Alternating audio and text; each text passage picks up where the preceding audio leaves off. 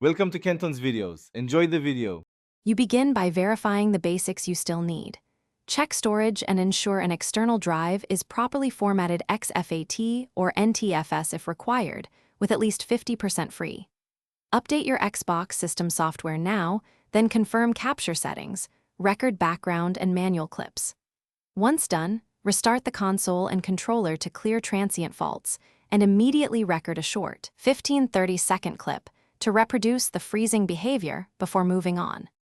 Now you dig into diagnostics.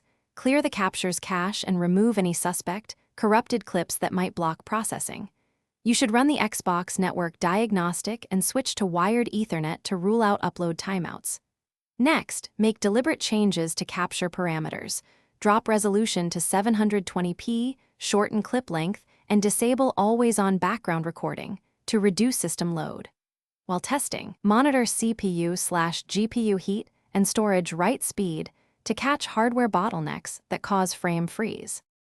Finish by applying final fixes. Update the Xbox app on your PC or mobile and flash controller and accessory firmware to the latest versions. These often resolve capture handshakes. If problems remain, backup saves and perform a console reset as a last resort. Then test using another Xbox account to isolate profile-related bugs.